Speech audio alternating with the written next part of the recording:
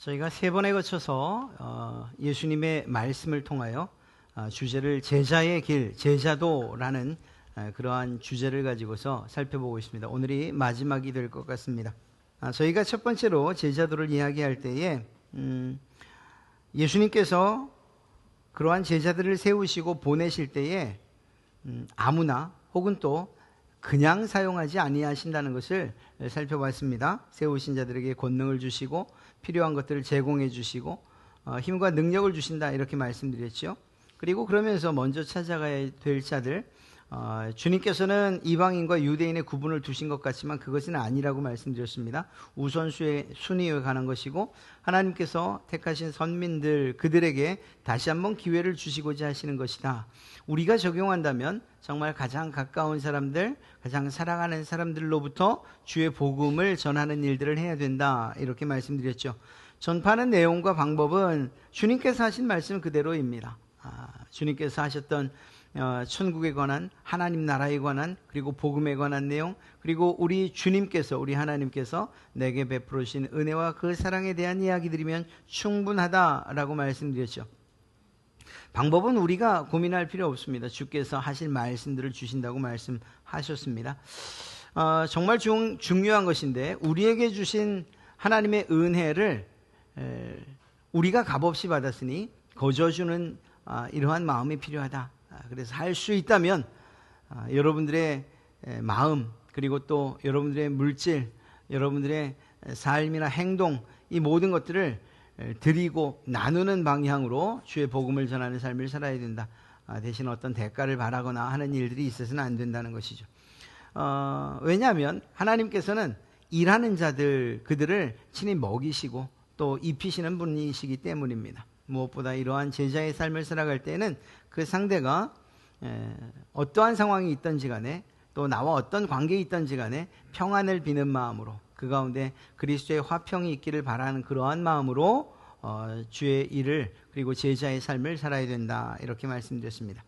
그리고 지난주에 우리가 살펴본 것이, 그렇다면 제자의 길을 사는데 정말 평탄하고 주님이 함께 해주시니 좋은 일만 있는가? 그렇지는 않다고 말씀드렸습니다. 오히려 고난과 핍박이 있을 것이라고 말씀하셨어요. 그러나 그것에 대해서 두려워하지 말라고 말씀하셨고, 그런 점에서 지혜롭고 그리고 순수한 동기로 하는 것이 중요하다. 지혜만 있다면, 그래서 순수한 마음이 없다면 교활하다는 이야기를 들을 수 있고, 또 반대로 지혜 없이 그저 순수한 동기로만 어떤 시의적절하지 못한 그러한 제자의 삶을 살면 참 어리석어 보일 수도 있다는 사실입니다. 그러니까 성령님께 구해서 지혜로운 마음으로, 지혜로움으로, 그리고 또 순수한 동기, 그의 영혼을 사랑하는 마음으로서 제자의 삶을 살아가야 된다. 무엇보다 우리의 힘으로 되는 것이 아니니 성령님의 도우심을 간절히 구하고, 그리고 믿고, 그리고 담대하게 나가서 주의 복음을 전하고, 그리고 제자의 삶을 사는 것. 무엇보다 이러한 제자의 삶을 산다는 것 자체가 예수 그리스도의 연합이니만큼 그 일들을 기쁨으로 행해야 된다. 그렇게 주의 복음을 전하는 전도자의 삶을 살아야 된다. 이것이 지난주까지의 말씀이었습니다. 오늘도 이어져 갑니다. 제자의 삶이란 과연 어떤 삶일까? 주님께서 마지막까지 정리해 주신 내용들을 한번 살펴보려고 합니다. 주님은 우리에게 이렇게 말씀하십니다. 두려워 말고 담대하게 복음을 전해라. 10장 26절의 말씀을 보면, 그들을 두려워하지 말라. 감추인 것이 드러나지 않을 것이 없고 숨은 것이 알려지지 않을 것이 없느니라. 제자의 삶을 산다는 것이 두렵다, 또 두려움을 느끼게 하는 일이다, 사실 이해가 되지 않지요. 그러나 우리 현실 세계에서도 사실은 이러한 일들이 왕왕 있는 것을 보게 됩니다. 무엇인가 사상과 어떤 사고에 정말 목숨을 거는 사람들이 있지 않습니까? 사람들이 만들어 놓은 사고와 사상인데도 그렇다 하는 것입니다. 그렇다고 한다면 세상의 악한 영들과 싸우는 예수 그리스도, 그분을 따르는 그 제자의 삶이 그저 평안하고 두려움 없이 정말 꽃길만 걷는 그러한 길은 아닐 것이라는 것, 우리가 잘 알 수 있는 것이죠. 그렇다면 주님께서는 왜 두려워하지 말라고 이야기하시느냐 하는 거예요. 여러분들이 제자의 삶을 살면서 주의 복음을 전하는 그러한 삶을 살 때 두려움 없이 이 일을 해야 되는 이유가 무엇이냐? 오늘 26절에 나와 있는 것처럼 진실과 진리는 반드시 드러나기 때문입니다. 진실과 진리는 반드시 드러나기 때문인 거예요. 첫째는 예수님의 정체와 십자가의 희생의 의미가 반드시 드러날 것입니다. 예수님이 어떻게 취급당하셨습니까? 그 당시에 예수님 그분이 놀라운 이적과 기적을 베푸셨지만 그러나 여전히 그는 목수의 아들로 그렇게 불려졌고 또 말구유에서 태어난 구유에서 태어난 그러한 아이, 아무런 힘도 능력도 빽도 없는 그러한 소년 그리고 그러한 청년에 불과했습니다. 태어난 곳도 중심이 아닌 변방이었고 이방 땅과 통하는 곳이었죠. 그가 많은 것들을 가르치고 많은 일들을 했음에도 불구하고 시기와 질투를 받았고 심지어는 이단처럼 취급되기도 했던 것이 사실입니다.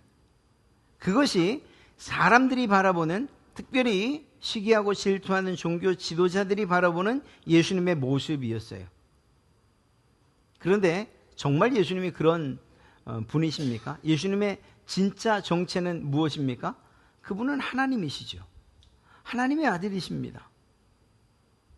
사람의 모습을 가지고 정말 천하고 낮고 보잘것없는 그러한 인생을 혹여 사셨다 하더라도 그는 하나님이십니다. 바로 이것이 드러나는 것입니다. 언제 드러납니까? 요한계시록만 봐도 요한 앞에 나타나신 예수 그리스도, 그분의 모습은 요한 가장 내가 예수님을 사랑합니다라고 말했고 예수님의 사랑을 가장 많이 받습니다라고 그렇게 자신했던 요한도 기절할 정도로 그런 모습의 예수님이셨어요. 그 모습이야말로 심판자로 오시는 하나님의 아들의 모습인 것이죠. 그렇게 드러나게 마련이에요.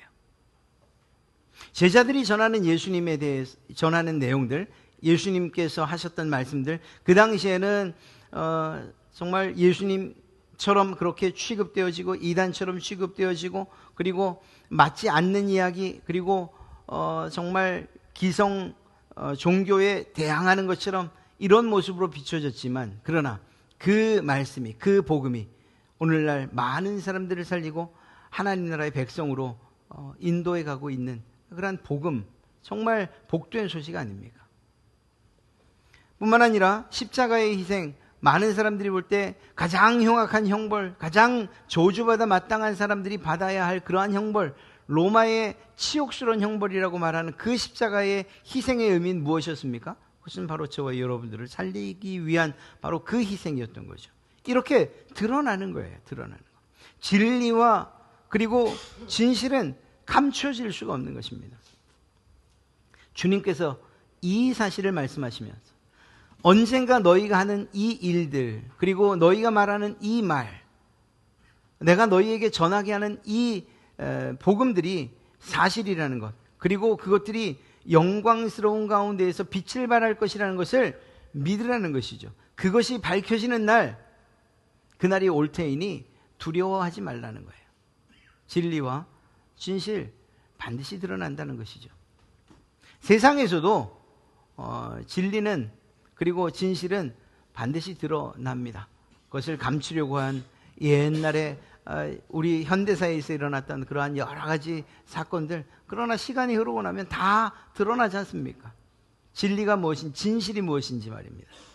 세상도 그렇다면 예수 그리스도께서 전하시는 이 복음도 많은 사람들이 아니라고 말하고 무시하고 조롱하고 경멸해도, 그러나 그것이 사는 길이고 영생의 길이라는 사실, 그 복음이라는 사실들이 반드시 드러날 것이라는 거예요. 그리고 그것이 드러나는 날 두려움 없이 전했던 여러분들 역시 하나님께서 베푸시는 영광의 자리에 있게 될 줄로 믿습니다. 또 한 가지 드러나는 것이 무엇이냐? 예수님을 배척했던 종교 지도자들, 그들의 불신앙이에요. 사람들이 볼 때에는 지위나 또 그들이 가지고 있는 그 영향력에 비추어 본다면 대제사장, 율법학자들, 바리새인들과 서기관들, 이들이 하는 말이 옳은 거지요.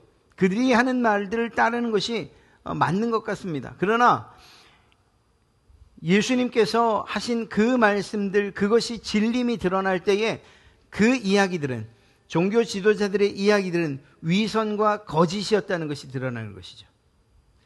반드시 드러납니다.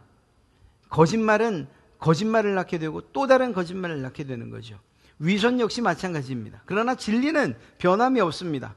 왜냐하면 그것 외에는 다른 대답이 없기 때문이죠.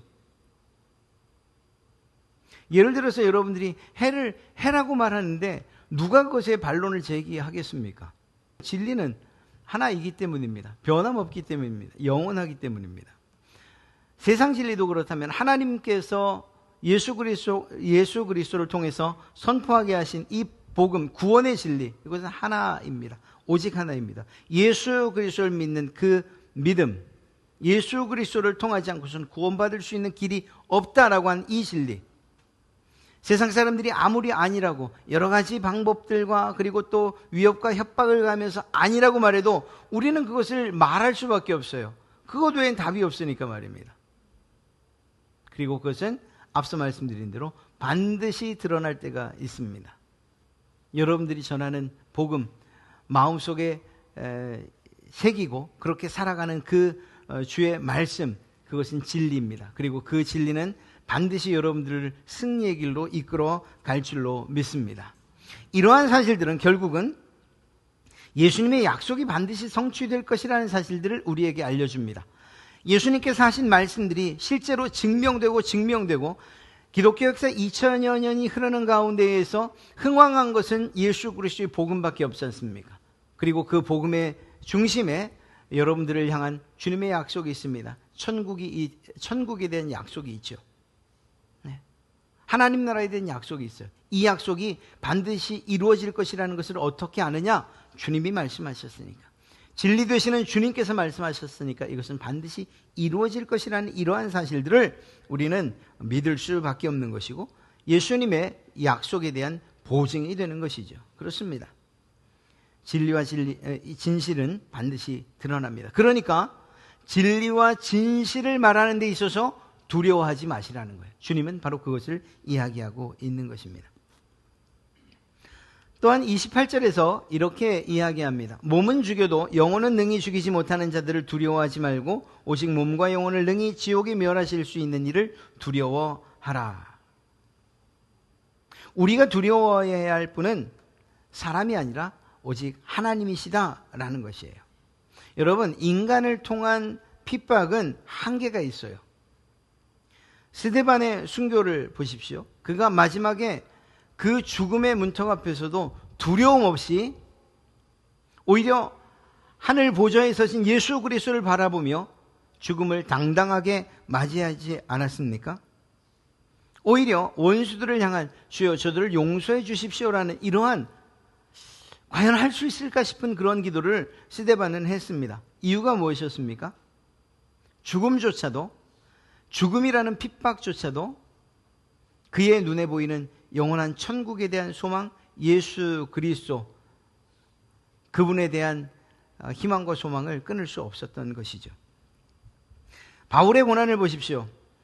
투옥당하지요. 40에 하나 감한매를 5번이나 맞지요.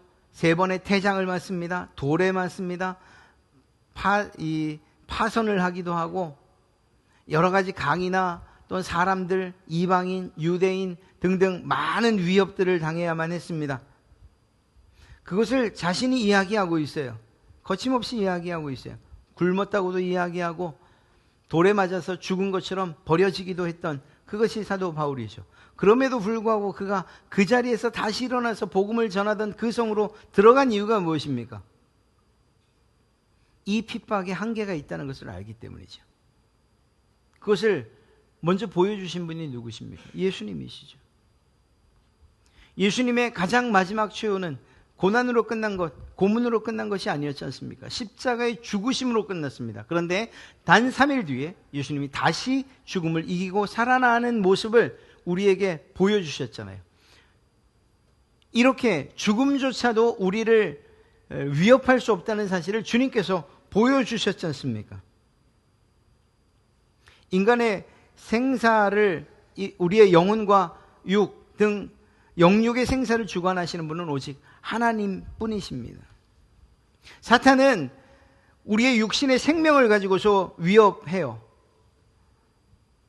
우리를 위협해요.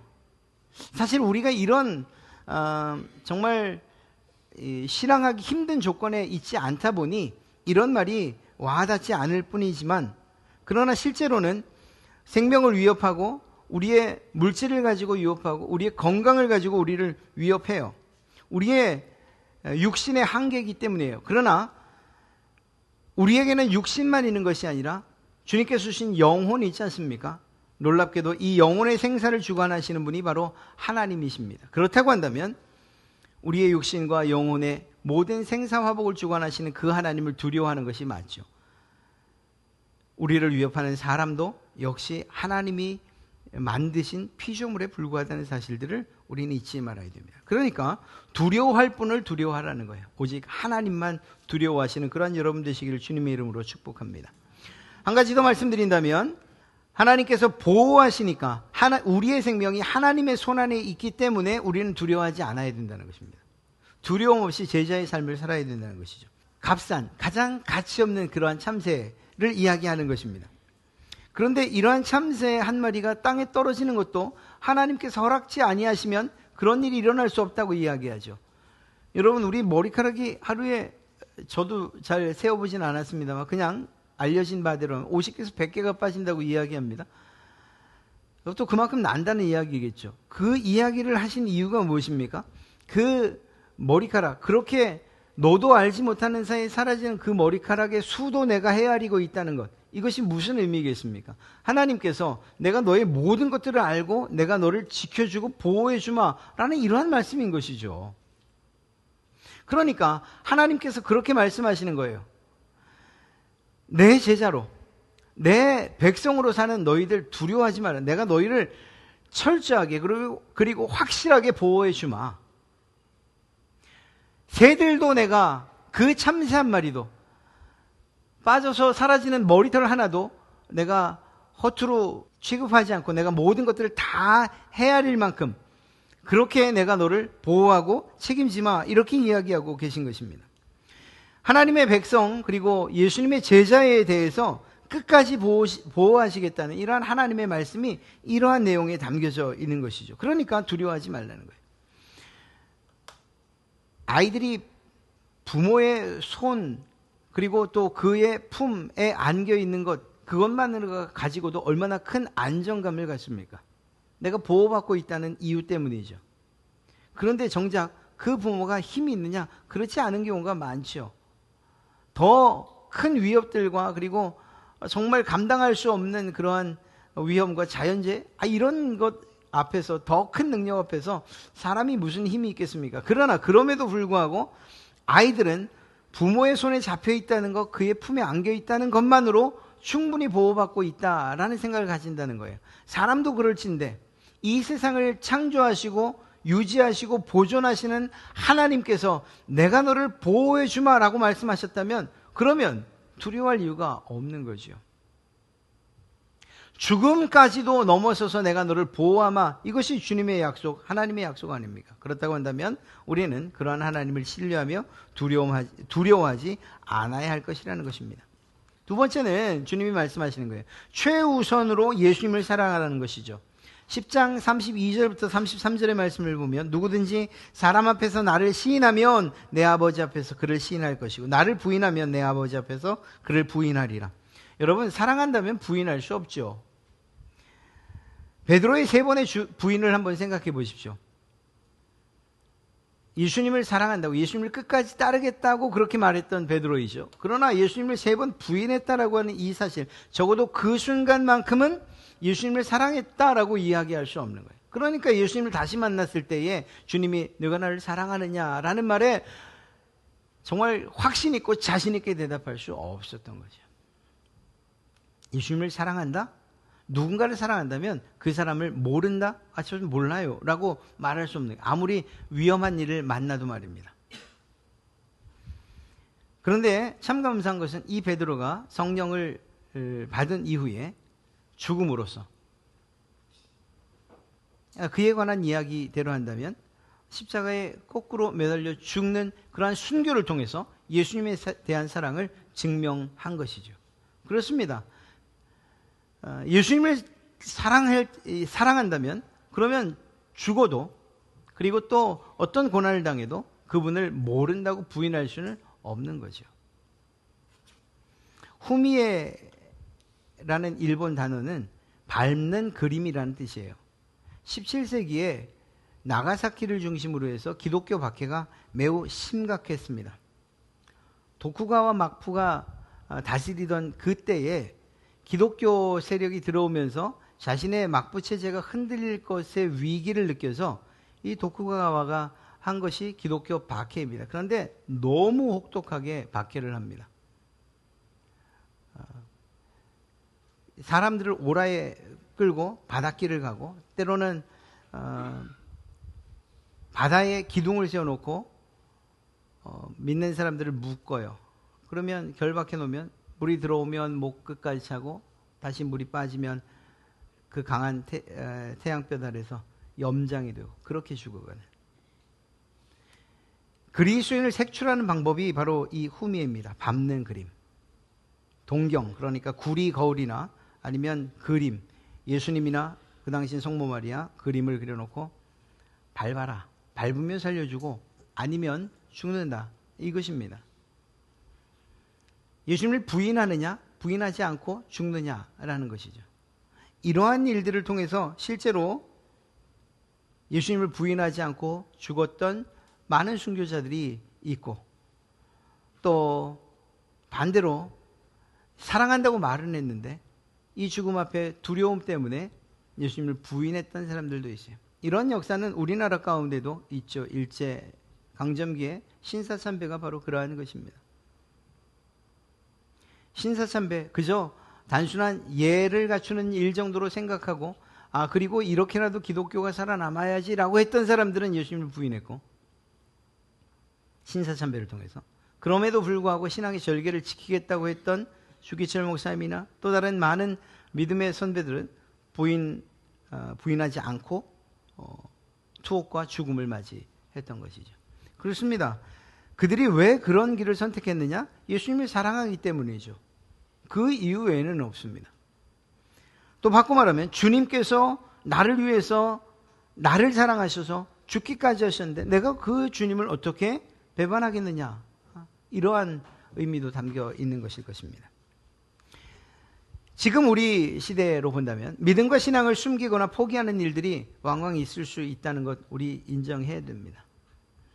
사업이나 직장이나 혹은 정치적인 어떤 성향 때문에, 결혼이나 혹은 여러 사람들과의 관계 때문에 예수님을 마치 안 믿는 것처럼, 혹은 예수님 그분을 섬기는 것, 그것은 내가 지금 하고 있는 이 일보다 좀 우선순위에서 밀려나는 일처럼 그렇게 생각하고 취급하는 이러한 생각들과 행동들, 사실 어떤 한 가지 자세한 예를 들어드리기는 힘들지만, 그러나 그런 일들에 대해서 우리는 깊이 한번 묵상하고 생각해 봐야 됩니다. 내가 신앙을 타협하는 일들이 있는가, 세상과 타협하거나 혹은 그러한 일들을 통해서 주님을 나도 모르게 부인하는 것과 같은 이러한 태도를 취하는 일들이 있지는 않는가 말입니다. 예수님을 최우선으로 사랑하라는 이야기, 그것은 34절에 내가 세상에 화평을 주러 온 줄로 생각하지 말라, 화평이 아니요 검을 주러 왔노라 라는 말로서 정말 어떤 절정에 이릅니다. 예수님에 대한 사랑은 강력한 저항과 그리고 핍박을 만날 수 있다는 거예요. 다시 말씀드리지만 우리나라에서는 사실 이러한 강력한 핍박과 저항 예전에 있었으나 지금은 이 정도까지는 아니죠. 주님은 말씀하셨습니다. 가장 가까운 가족과 친지 간에 갈등이 있을 것이라고. 그래서 검을 주러 왔다라고 말씀하신 것이죠. 사회적으로는 경제적 혹은 법적 불이익을 받을 수도 있습니다. 육체적인 핍박과 폭력 그리고 죽음도 받을 수 있습니다. 그 상황에 놓일 수 있습니다. 다시 말씀드리지만 한국은 적어도 이런 정도까지의 핍박은 아닙니다. 그러나 우리가 선택해야 되는 이러한 강력한 저항과 핍박에 대한 이 강력한의 강도가 우리 생각에는 강력하지 않다고 생각해도 교묘하게 우리를 포기하게 만들고 부인하게 만드는 일들이 있다는 사실만큼은 인정해야 됩니다. 지난주 선교사님을 통해서 오후 예배 때 우리는 핍박받는 세계 그리스도인들에 대한 이야기를 들었어요. 여러분들도 한번 들어가 보시면 충분한 자료들을 보실 수가 있어요. 오픈도어스라고 하는 전 세계 핍박받는 성도들을 돕기 위한 그러한 국제 기구인데 여러 가지 성경을 보급한다거나 아니면 실제적인 도움을 지원을 후원을 하는 그러한 단체입니다. 1순위가 북한이고 2순위가 소말리아, 세 번째가 리비아입니다. 가장 박해가 심한 나라. 박해의 형태를 보면 2024년 이건 통계상으로 보니까 23년 그리고 22년 이 비교된 것인데요. 살해된 기독교인의 수가 5,621명에서 4,998명. 공격받은 교회나 기독교 건물이 2,110건이었는데 거의 7배 이상 뛴 14,766건. 강간이나 성추행이 2,843명에서 3,232명. 정신적 육체적 폭력이 29,411명에서 42,849명으로 공격받은 기독교인 집이 6,757건이었는데 27,171건으로 늘어났고요. 이 구금되는 이러한 일들도 마찬가지로 이렇게 많은 일들이 일어납니다. 우리 눈에 보이지 않고 우리가 느끼지 못할 뿐이지 실제로 예수님을 믿는다는 것 때문에 불이익을 당하고 심지어는 죽임을 당하는 일들이 지금도 있다는 사실들을 우리는 기억해야 됩니다. 단지 우리가 생각하지 않기 때문에 우리가 체험하지 않기 때문에 우리가 피부로 느끼지 못하기 때문에 주님의 말씀 이러한 강력한 핍박을 만날 때에 내가 나를 정말 사랑하는지 아닌지를 알 수 있게 될 것이라는 이 말씀에 대해서 우리가 좀 더 깊이 생각하지 못하는 것뿐이죠. 실제로는 우리의 조상들도 우리의 믿음의 선배들도 이런 과정들을 다 거쳤던 거죠. 그래서 우리는 그분들이 심은 순교의 열매들을 먹고 있을 뿐이에요. 그렇다고 한다면 그저 그 열매를 먹고 탐닉하는 것으로 그칠 것이 아니라 우리 역시 비록 종류는 달라도 예수님을 부인하지 않아야 되는 상황에서 끝까지 그분을 사랑한다고 말할 수 있는 용기가 있어야 되고 여러 가지 경제적이나 혹은 또 사회 관계망 가운데에서 고난과 고통을 당할 그러한 상황들이 일어난다 하더라도 특히 친구들이나 혹은 직장 선후배 관계 가운데서 혹은 승진이나 여러 가지 기타 문제 가운데서 이러한 상황들이 생길 때에 우리가 믿음을 포기하지 않고 오히려 주님을 사랑하는 마음으로 예수 그리스도를 시인하는 일들이 필요하다라는 것입니다. 그렇게 예수님을 사랑해야 된다는 것이에요. 최우선으로 예수님을 사랑하라는 그 말씀, 그것은 우리의 삶에서 예수님이 언제나 최우선이 되어야 된다는 것을 이야기하는 것이죠. 시간이나 우선순위 먼저 주님께 두십시오. 기도하시고 묵상하시고 예배하는 일 소홀히 하지 않으셔야 됩니다. 어떤 결정을 내릴 때 주님의 뜻을 먼저 구하셔야 됩니다. 말씀에 비추어서 기도를 통해서 말입니다. 예수님의 성품을 닮아서 살아가셔야 됩니다. 다른 사람들을 대할 때에 관계 가운데서 예수님의 성품이 드러나도록 말입니다. 그때 예수님께서 하나님께서 여러분들의 모든 삶에 대해서 여러분들이 하신 일들에 대해서 갚아 주실 것입니다. 너희를 영접하는 자를 나를 영접하는 것이고 나를 영접하는 자는 나를 보내신 이를 영접하는 것이다. 그래서 여러분들과 그리고 예수님 그리고 하나님을 같은 그러한 반열에 두고 있는 것을 보게 됩니다. 같다는 의미는 아니죠. 그러나 그렇게 주님께서 생각해 주시겠다는 거예요. 다시 말하면 여러분들이 제자의 삶을 살아갈 때 가장 큰 보상이 무엇이냐 묻는다면 예수 그리스도와의 가장 깊고 친밀한 관계라는 것입니다. 단순한 의식이나 세상 기술 등에 대한 그러한 스승, 주님은 그런 스승이 아니시잖아요. 세상 사람들은 어떤 한 기술을 배우기 위해서도 몇십 년 동안 문화생으로 일하고 사상을 배우기 위해서 그렇게 스승으로 모시고 하는 일들이 있죠. 그러나 그것은 죽으면 끝나는 그런 세상 일들입니다. 그것과 상관없는, 그것보다 더 분명한 영원한 생명을 예수 그리스도 당신의 희생으로 선물해 주신 그분이 바로 예수님이십니다. 그분과 가장 긴밀하고 친밀한 관계를 갖게 되는 것, 이것만큼 큰 보상이 어디 있겠습니까? 그리고 이것은 이 세상에 있을 뿐만 아니라 하나님 나라에서도 이어져 간다는 사실들을 우리는 기억해야 됩니다. 비록 지금은 나타나지 않지만 그러나 더 분명하고 확실한 보상인데 그것이 무엇이냐? 생명의 면류관과 의의 면류관을 우리에게 약속해 주신 것이요. 야고보서 1장 12절 말씀, 시험을 참는 자는 복이 있나니 이는 시련을 견디어낸 자가 주께서 자기를 사랑하는 자들에게 바로 여러분들이 되실 줄로 믿습니다. 약속하신 생명의 면류관을 얻을 것이다. 예수님을 사랑하는 그 제자들에게 주님께서 생명의 면류관을 약속해 주신 것이죠. 디모데후서 4장 7절부터 8절 전반부를 보면 나는 선한 싸움을 싸우고 나의 달려갈 길을 마치고 믿음을 지켰으니 이제로는 나를 위하여 의의 면류관이 예비되었으므로 예수님의 뒤를 따라 살아가는 제자들에게 의의 면류관을 약속해 주신 것이에요. 제가 굳이 뽑아서 생명의 면류관, 의의 면류관만 말씀드린 거죠. 그렇지 않죠. 이것뿐이 아니죠. 주님께서 여러분들에게 약속해 주신 영원한 천국, 그 하나님 나라는 우리가 상상할 수 없는, 지금까지 경험해 보지 못한 그러한 하나님과의 깊은 관계에서 주님과 동행하며 살아가는 임마누엘이 실제로 이루어지는 바로 그곳 아니겠습니까? 그곳을 주님께서 약속해 주셨어요. 보상해 주시겠다고 하신 것입니다.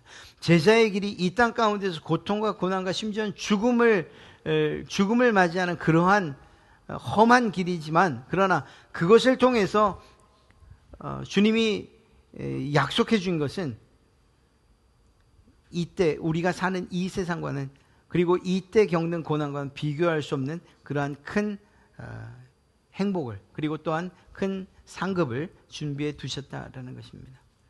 주님께서 여러분들을 위해서 말입니다. 제자도의 길을 정리해 보면 그렇습니다. 두려워 말고 사명을 감당하라는 것입니다.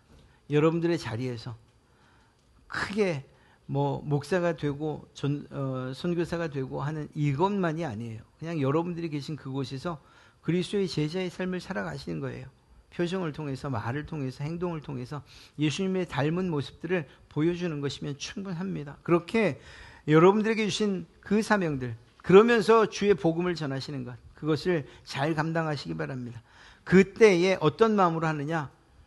그냥 어떤 일들과 어떤 상황과 사건의 일희일비, 그래서 이때는 주님 편에 섰다가 마치 금 거놓고 왔다 갔다 하는 것처럼 그거 말고 그냥 끝까지 주님이 우리를 포기하지 않고 사랑하셨던 것처럼 그 주님을 사랑하는 마음으로 주님 편에 서시기를 또한 주님의 이름으로 축복합니다.